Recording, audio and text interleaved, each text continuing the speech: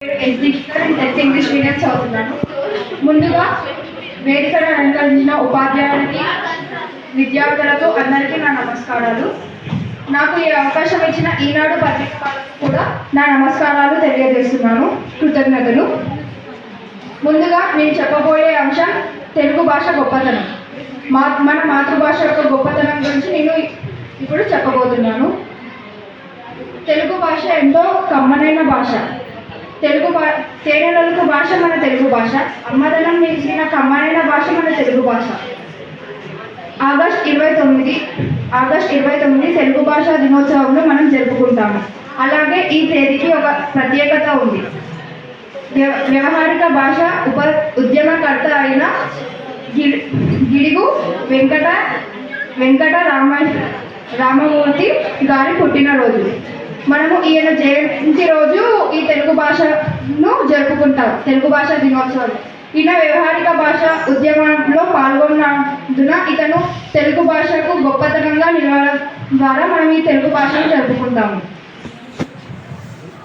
మన తెలుగు భాషకు చాలా ప్రత్యేకత ఉంది. ఆ ప్రత్యేకతను మనమంతా తెలుసుకోవాలి. ముఖ్యంగా తెలుగువారమైనందున మనం ఖచ్చితంగా తెలుసుకోవాలి. ఎందుకంటే తెలుగు మన మాతృభాష కాబట్టి.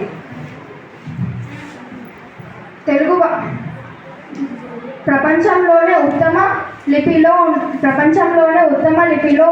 2 భాషలు ఉన్నాయి. ఉత్తమ లిపిలో మొదటి స్థానంలో కొరియాది నిలవడం కాగా, రెండవ ఉత్తమ స్థానంలో మన తెలుగు భాష నిలవడం మన తెలుగు వారందరికీ అది ఒక గర్వించదగ్గ విషయం. ఈ విషయాన్ని మనమంతా గుర్తించుకోవాలి. మనం ఈ తెలుగు భాషను మాట్లాడుతున్నందుకు మనం ఎంతో గర్వపడాలి. తెలుగుని మనం ఎప్పుడూ తక్కువగా అనుకోకూడదు. ఏ భాష అయినా సరే ఎవరి మాతృభాష వాళ్ళకు గొప్పది. అది తెలుగు అయినా, హిందీ, ఇంగ్లీష్, మరి ఇతర భాషలు ఏదైనా సరే ఎవరి భాష వాళ్ళకు గొప్పది. మన మాతృభాష తెలుగు. తెలుగు వ్యాకరణం చాలా సులభంగా ఉంటుంది. అచ్చులను సంపూర్ణంగా మనం తెలుగులోనే పలుకుతాం.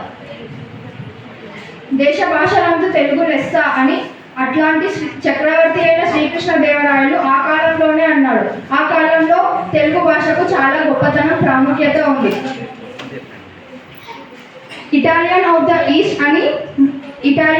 ఈస్ట్ అని మన తెలుగు భాషకు పేరు వచ్చింది. దీన్ని పార్షియలు కొనియాడబడ్డారు. మన ఈ తెలుగు భాషకు మనం ఎంతో ప్రాముఖ్యత ఇవ్వాలి. నేను ఒక ఉదాహరణ చెప్తాను. మన స్కూల్లో తెలుగు ఉపాధ్యాయులు తక్కువగా ఉన్నారు, కానీ అందరూ తెలుగు ఉపాధ్యాయులలో హిందూసే ఎక్కువ ఉంటారు.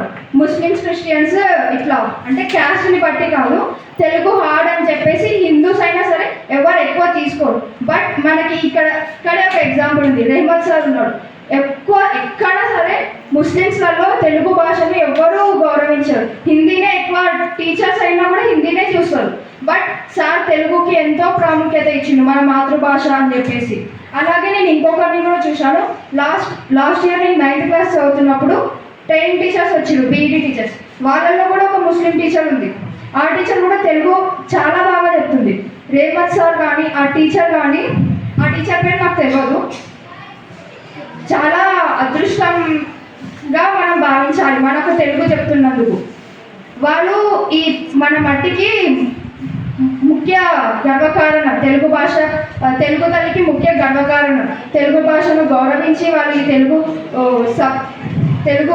సబ్జెక్ట్ని ఎంచుకొని ఉపాధ్యాయ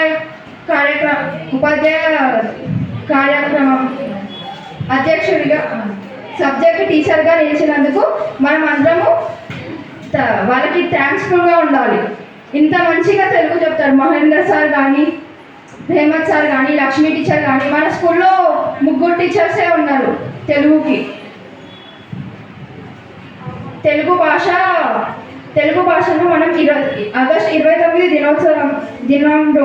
దినోత్సవం జరుపుకుంటాము.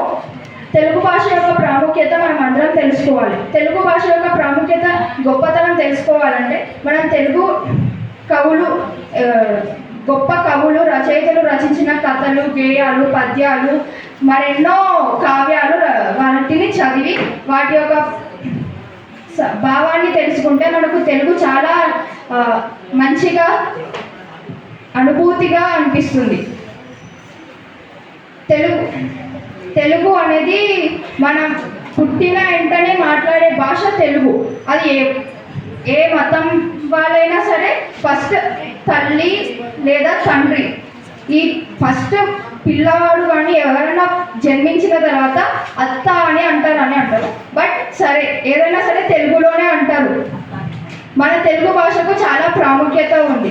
ఇది మన తెలుగు భాషను ప్రతి దేశాలలో జరుపుకుంటారు. అమెరికా కార్యాలయంలో, ప్రతి రష్యాలో ఇక్కడంతా మన తెలుగు భాష సభలను నిర్వహించారు. ఈ ఆగస్టు 29న తెలుగు భాషా దినోత్సవంను మనం జరుపుకుంటాము. ఇంతటితో నా చిన్న ఉపన్యాసాన్ని ముగిస్తున్నాను. నాకు ఈ అవకాశం ఇచ్చిన ఉపాధ్యాయులకు అందరికీ ధన్యవాదాలు.